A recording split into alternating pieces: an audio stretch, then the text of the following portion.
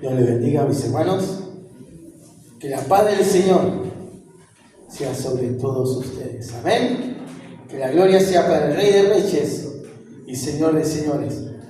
Qué hermosa canción que hemos cantado recién. Yo te busco. Amén. Todos llegamos a un punto en nuestra vida que teníamos que buscar a Dios. Pensamos, buscábamos y necesitábamos encontrar una salida. Necesitábamos encontrar una respuesta. Después de buscar entre tantos caminos de aquí para allá, buscar los caminos equivocados, caminos errados, decidimos buscar el camino, la verdad y la vida. Y ese camino, esa verdad y esa vida se llama Jesucristo. Amén. Yo te busco. Y no te quepa ninguna duda que el que busca y llama, dice su palabra, que la puerta será abierta. Amén. La gloria sea para nuestro Señor. En esta mañana quiero dar gracias a Dios porque tengo la alegría de que un compañero de trabajo esté en este lugar. Se llama Juan Manuel Rodríguez. Estemos orando por su vida, amén. Él está pasando por un momento de salud muy complicado y sabemos que para Dios no hay nada imposible, amén. Él es el hacedor de todas las cosas. Él nos acompaña en los momentos buenos y en los momentos malos. Pero es diferente cuando en nuestro camino caminamos con Jesús. Eso es la diferencia, porque Jesús te acompaña, Jesús te alienta, Jesús te da fe. Y esos caminos que parecen oscuros, difíciles, con espinas, con tristeza, con amargura, con lágrimas, Jesús va contigo y Jesús te acompaña. Amén. Hoy vamos a hablar, Dios tiene un trato personal. Dios trata de diferente manera, porque somos todos diferentes, mi hermano, mi hermano. Pero Dios a cada uno de ustedes, Dios quiere tener un trato, pero un trato personal. Y en la Biblia está lleno de ejemplos de trato de gente, de personas con Jesucristo. Cuando Él estuvo los 3 años caminando en esta tierra, Dios hacía milagros, Dios sanaba. Pero por sobre toda cosa, Dios buscaba la salvación de las personas. El sanar, las bendiciones, eso viene por añadidura, mi hermano, mi hermana. Pero Dios lo que quiere tratar a las personas es en su interior, en su corazón. Hay varios casos que yo tengo anotado en esta mañana y vamos a compartir un caso. Vamos a ver el caso de Jonás. ¿Quién no conoció la historia de Jonás? Amén. ¿Quién no escuchó de Jonás? Vamos a leer el libro de Jonás.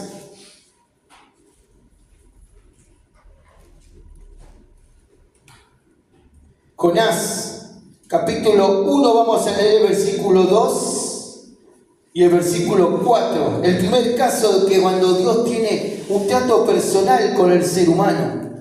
Y el versículo 1, versículo 3 dice: y Jonás se levantó para huir de la presencia de Jehová a Tarsis, y descendió a Jope, y halló una nave que partía para Tarsis, y pagando su pasaje, entró en ella, para irse con ello a Tarsis, lejos de la presencia de Jehová. Amén. Vino palabra a Jonás y le dijo: Jonás, hijo de Amittai, levántate y ve a Nínive. Ve a Nínive. Nínive, mi hermano, era la ciudad que era totalmente corrompida. Eran enemigos del pueblo de Israel. Imagínate que te mande a vos a predicarle a la persona que más odias en el mundo, a la que menospreciás, no la querés. Y en este caso Nínive era un pueblo menospreciado por el pueblo de Israel. Eran sus enemigos. Pero mi hermano, aquí está el quid de la cuestión. La palabra de Dios dice que tenemos que amar a nuestros enemigos. Aquel que te desprecia y necesita algo, dice la palabra de Dios que nosotros tenemos que dárselo. Porque dice la palabra de Dios que es fácil amar al que te ama, pero es difícil amar al que te menosprecia y al que te deja de lado. Esa es la enseñanza que le daba el Señor Jehová de los ejércitos a Jonás, a predicarle al enemigo. ¿Y Jonás qué hizo? Como decimos los argentinos, se tomó el palo, en vez de ir a Jujuy se fue a la Patagonia, se fue al otro lado del mundo. Pero ¿qué pasó? Dios no deja nada de lado y Dios tuvo que tener un trato personal con Jonás. Tuvo que tirarle la oreja, tuvo que hacerle una chachá en la colita. ¿Y qué pasó? Él subió en el barco y ¿qué hizo Dios? En el versículo 9, y le respondió: soy hebreo y temo a Jehová. Dice que se armó una gran batahola, vientos, truenos, centellas, y parecía que el barco se rompía y se hundía. Y empezó el temor de la gente que estaba en el barco. Y dice que tiraron la suerte. ¿De dónde venía esa tormenta que de golpe se desató en el medio del mar? Y el versículo 9 dice: y le respondió: soy hebreo y temo a Jehová, Dios de los cielos, que hizo el mar y la tierra. Si él sabía que Dios era un Dios que hizo el cielo, la tierra y el mar, y que no había cómo esconderse de la presencia de Dios, ¿cómo fue que decidió irse para otro lado y no hacer la voluntad de Dios? Y dice que Dios usó esa tormenta para llamar la atención a Jonás. Y no solamente que usó esa tormenta para llamar la atención de Jonás, sino que lo puso delante de todo, que él era el culpable del castigo de Dios. Mi hermano, mi hermana, Dios es un Dios bueno, Dios es un Dios misericordioso, pero Dios es un Dios justo también. Y Dios a veces tiene que darte un buen chilo en la colita para que tú pienses y tú reflexiones cuáles son tus caminos. Y Dios necesita hacerle reflexionar a Jonás cuáles eran los caminos que él estaba caminando. Él estaba desobedeciendo a Jehová de los ejércitos y se estaba yendo de lo que realmente, cuál era su tarea, que era ir y a predicar a Nínive. Dice que lo agarraron y lo tiraron en el mar. Pero mira lo que dice el versículo 17, Jonás 1:17. Pero Jehová tenía preparado un gran pez que tragase a Jonás. Y estuvo Jonás en el vientre del pez 3 días y 3 noches. Amén. Amén. Dios tiene un trato personal. Y Dios sabe muy bien cómo tratar con las personas que son desobedientes. A veces esa desobediencia trae consecuencias a nuestras vidas. En Jonás hubo consecuencias de nuestra desobediencia, del pecado de desobedecer a Dios. Pero sabes una cosa muy importante: Dios te perdona de tus pecados, pero todo pecado trae consecuencias, y de esa consecuencia ninguno nos vamos a escapar de la presencia de Dios. Del pecado, muy bien dice que Dios perdona todos nuestros pecados. Pero ese pecado, esa desobediencia, mi hermano, trae consecuencias. Y de esa consecuencia no nos podemos escapar. Porque esa consecuencia es lo que nos hace aprender cómo debe ser nuestro camino al caminar con Jesús de los ejércitos. a ser hijos fieles, hijos obedientes. Vamos a ver otro caso. Vamos a buscar rapidito, Lucas 8.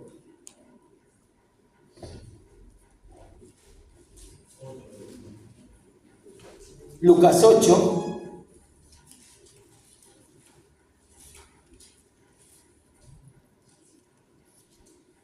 La mujer que tocó el manto, en este caso, Lucas 8, del 40 al 56, tenemos dos casos. Tenemos el caso de la mujer que tocó el manto y la hija de Jairo. Dice que Jesús, cuando sacó los demonios del demonio ganadero, Él predicó a toda la ciudad de lo que hizo Dios, el demoniado ganadero. Y la ciudad ya estaba esperando a Jesús porque se había hecho famoso. Y vamos a leer el versículo 40. Cuando volvió Jesús, le recibió la multitud con gozo, porque todo le esperaba. Entonces vino un varón llamado Jairo, que era principal de la sinagoga, y postrándose a los pies de Jesús, le rogaba que entrase en su casa, porque tenía una hija única, como de 12 años, que se estaba muriendo. Y mientras iba, la multitud le oprimía. Pero una mujer que padecía de flujo de sangre desde hacía 12 años y que había gastado el médico todo lo que cuanto tenía y por ninguno había podido ser curada, y se acercó por detrás y tocó el borde de su manto, y al instante se detuvo el flujo de su sangre. Amén.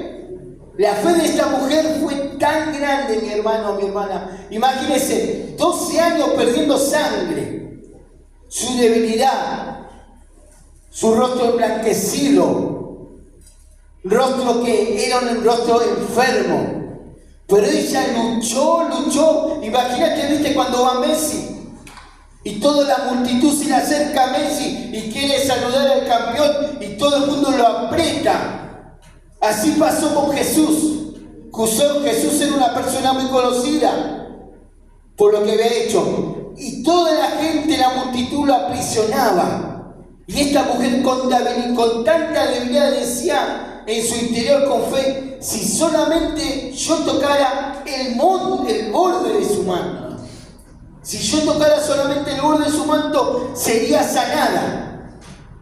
Y así fue, mi hermano, mi hermana.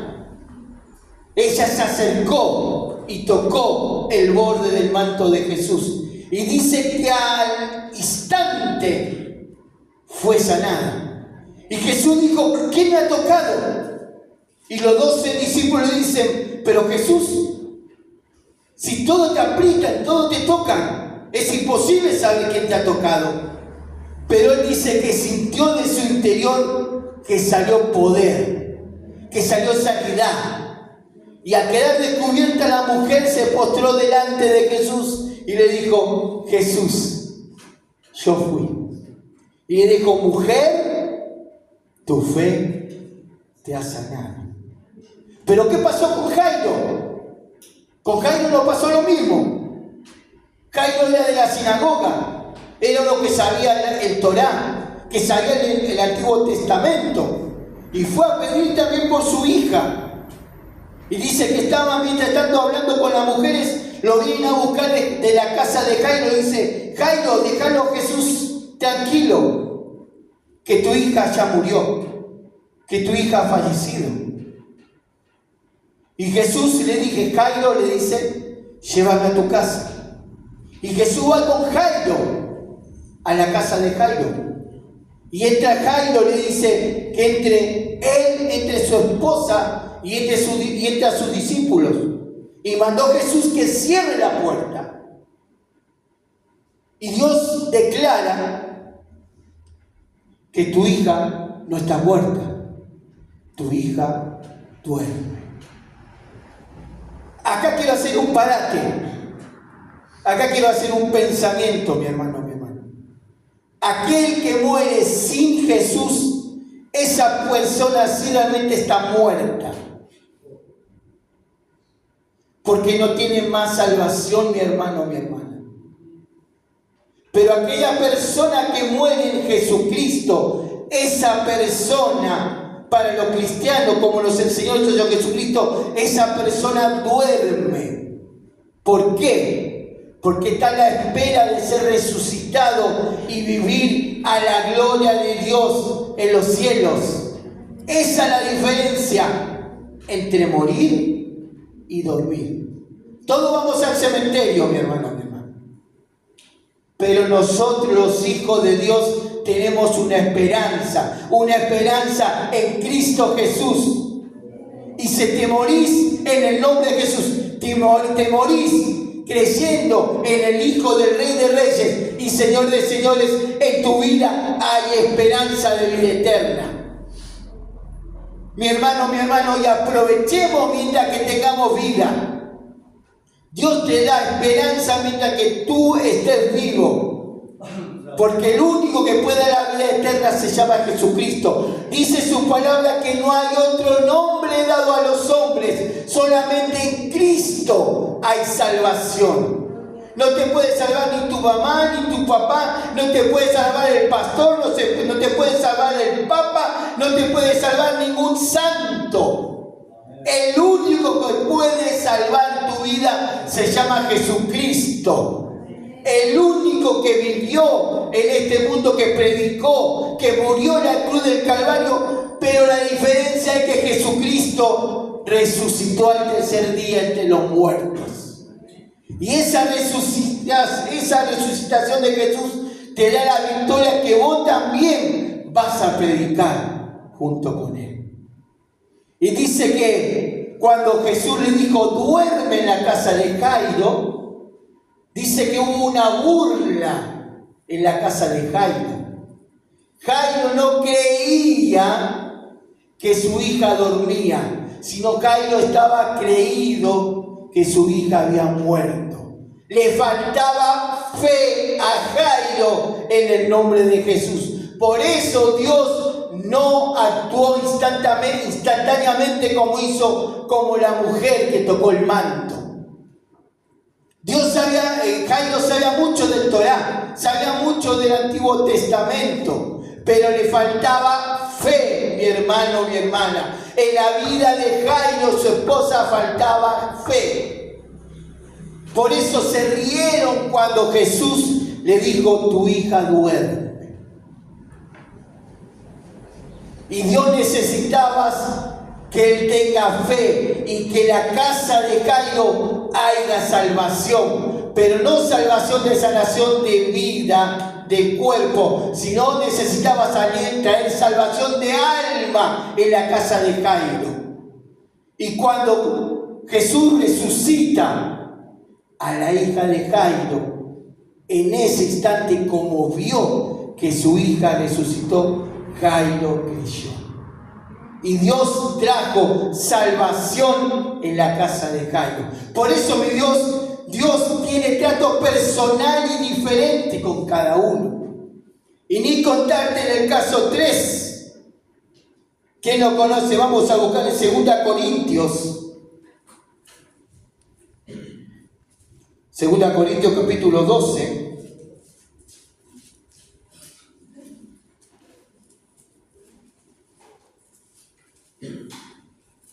Hay tantos casos en la Biblia, mi hermano, que podemos hablar todo el día.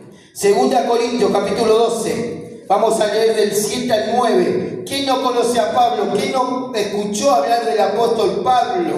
Y el versículo 7 dice, y para que la grandeza de las revelaciones no me exaltase desmedidamente, me fue dado un aguijón en mi carne, un mensajero de Satanás, que me abofetee para que no me enaltezca sobremanera, respecto a la cual 3 veces he rogado al Señor que lo quite de mí.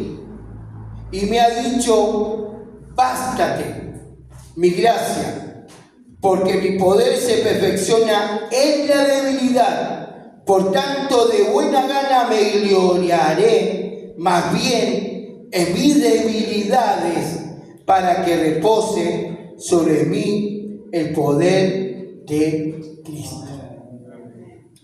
Hermano, mi hermana, ¿qué pasa si Dios te dice que no a una petición que vos tenés delante del Señor?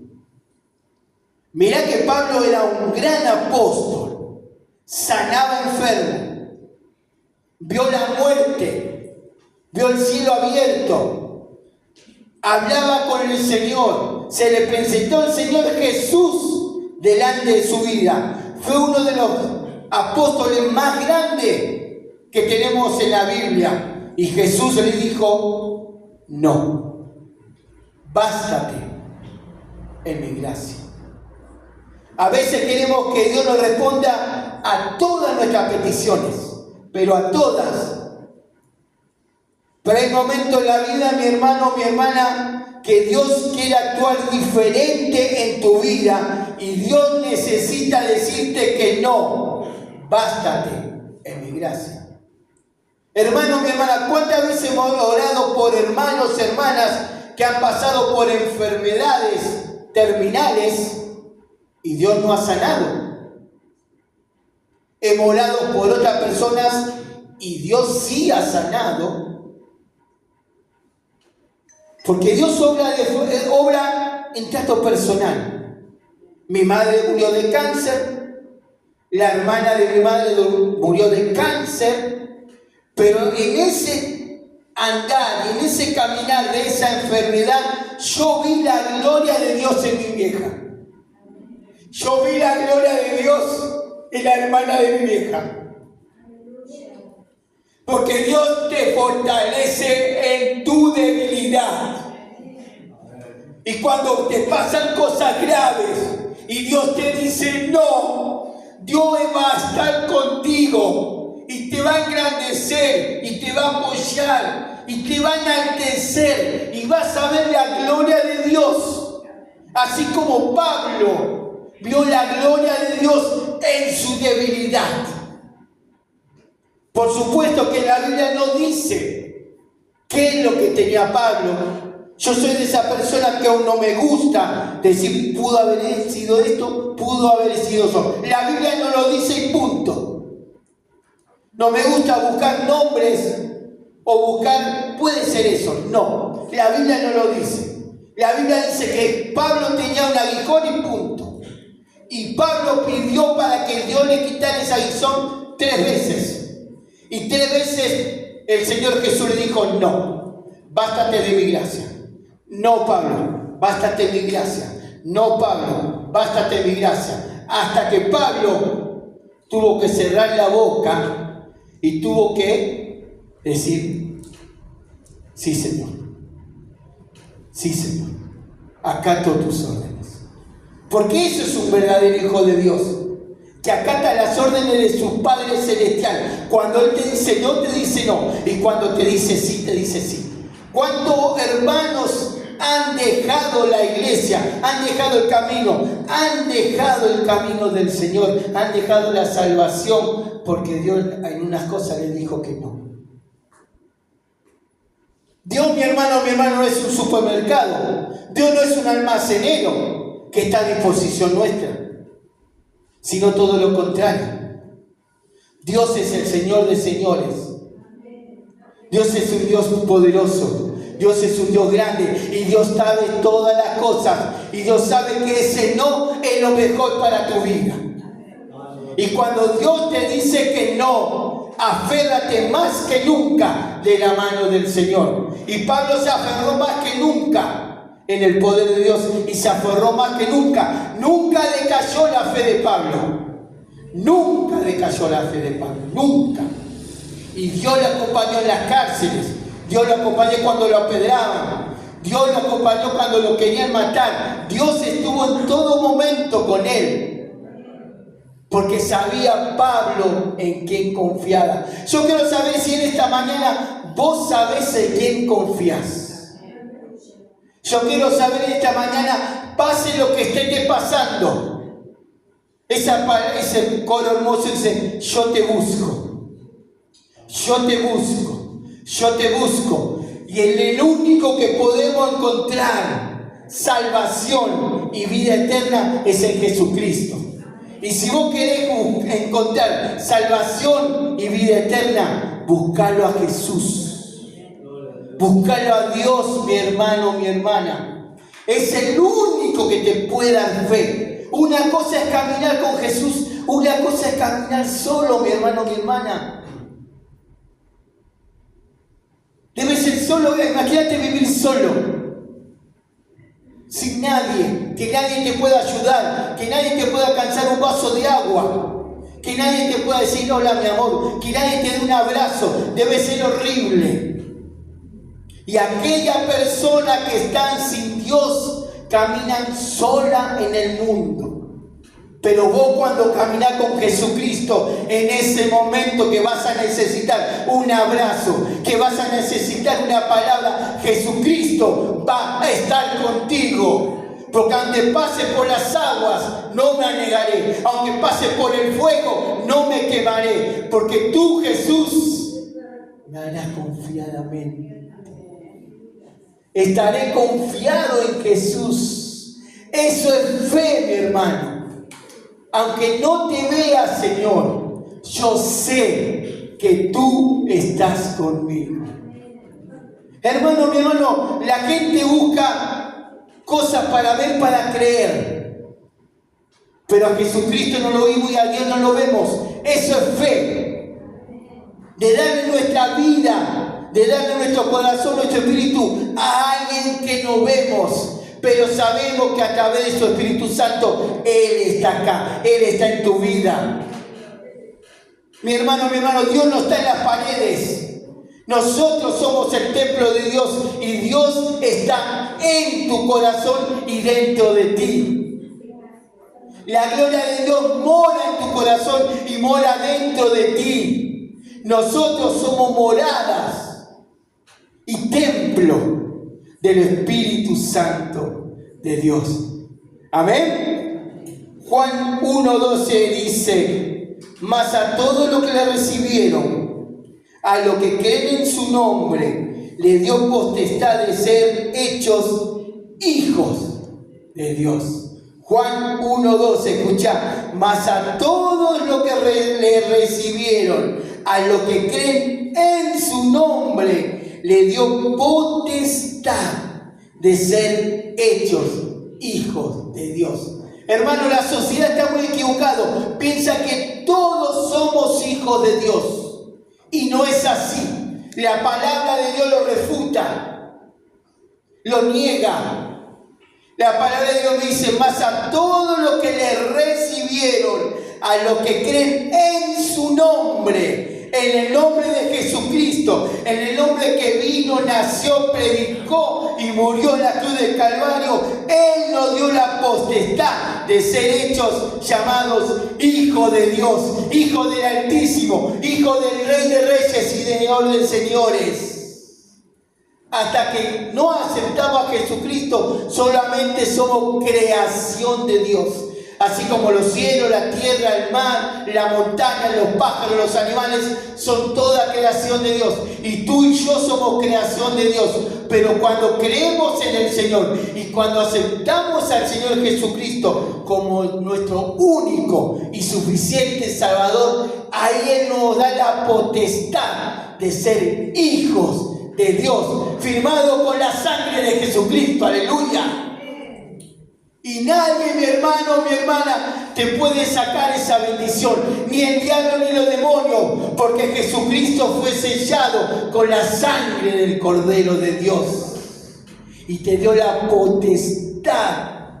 El Padre, su Padre, te dio la potestad de ser llamado hijo de Dios.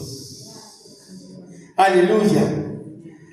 Juan 14:15 dice: si me aman, obedezcan mis mandamientos. Mi hermano, mi hermana, para amar realmente a Jesucristo, porque todos decimos que le amamos a Dios. Todos decimos que conocemos a Dios, pero ¿realmente le conoces? Porque Juan 2:3 dice: en esto sabemos que nosotros le conocemos si guardamos sus mandamientos. Si vos decís que lo conocés a Dios, tenés que guardar los mandamientos de Dios. Y si decís que lo amás, tenés que obedecer los mandamientos de Dios.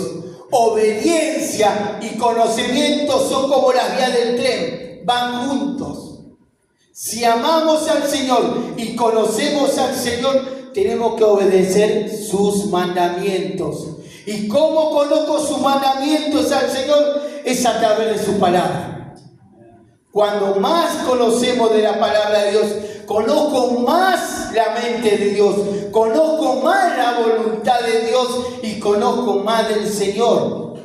Mi hermano, cuando vos te pusiste de novio con tu esposo, ¿cómo lo fuiste conocimiento? Cuando había un contacto con tu novio o tu novia y empezaste a conocer el carácter, empezaste a conocer los gustos de ella, empezaste a conocer lo que le gusta y lo que no le gusta, los regalos que a ella le gustan y los regalos que no le gustan, sus gustos, sus perfumes, sus gustos en la comida, si le gusta lo dulce o lo salado. A la mujer normalmente siempre le gusta lo dulce, a mí me gusta más la fruta, y a mi esposa después de comer le gusta un alfajor triple, a mí dame un durazno. Y son gustos que se van dando cuando tengo un conocimiento de mi pareja, de mi esposa, de mi hijo. Y con Dios pasa tal y cual lo mismo. Si querés conocer a Dios, querés conocer cuáles son sus gustos, qué cosas le gustan, qué cosas no le gustan que hagas, tenés que leer su palabra, mi hermano, mi hermana. Tenés que estar en oración. Tomate 5 minutos. Yo creo que cuando estás todo el día con tu esposa, yo no creo que pase 24 horas en tu casa sin hablar con tu esposa, sino que es un contacto cotidiano. Y con Dios es lo mismo. Yo no puedo pasar 24 horas sin hablar con mi Dios, porque si no se corta esa relación con Dios. Cuando te peleaste con tu esposa, con tu esposo, es lindo llegar a la noche y pedirle disculpas. Le das un besito y listo, hay reconciliación. Con Dios pasa lo mismo. ¿Cuántas cosas hacemos malo delante del Señor durante el día? Tiene que llegar un momento antes que oscurezca, antes que ir a dormir y poner nuestras cuentas con Dios. Le das un abrazo a tu Señor Jesús, Él te da otro abrazo y hay reconciliación. Y Dios te perdona a través de su pecado. A eso me refiero, mi hermano.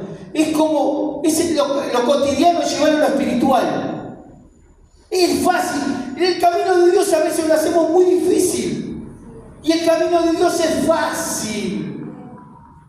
Porque se trata de una relación de hombre y Dios. Y esa relación de hombre y Dios tiene que ser natural. Charlar con Él, orar con Él, tener nuestro momento aparte con Él, decir: mi amor, me voy a mi habitación, necesito tener un contacto con mi Padre Celestial, necesito contarle mis cosas y que Él me hable, me enseñe y me llene. Y vas a ver cómo el trato personal de Dios con tu vida va a ir cambiando.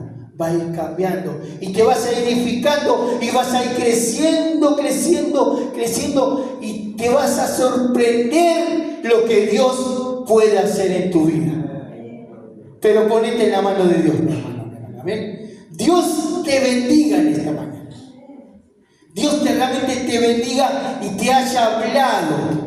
Dios quiere tener un trato personal contigo en esta noche. Yo te lo aseguro, te lo aseguro que así. Vos no viniste a este lugar por casualidad, sino es como el tiritero. Dios usa todos para traerte aquí. Te habla tu mente, te pone en tu corazón ganas de acercarte, Te pone cosas en tu corazón para buscarlo. Porque dice que Él va a buscar a la oveja perdida. Dice que deja las 99 y esa oveja que se perdió, que eres vos, Él te va a buscar. Y Él te va a traer. Y te va a poner dentro del redil para que no te vayas más. Seamos ovejas con los oídos bien atentos para escuchar la voz del Padre Celestial. Para escuchar la voz del pastor. Porque Dios en esta mañana quiere hablarte. Amén. Vamos a ponernos de pies en esta mañana. Y vamos a ir terminando.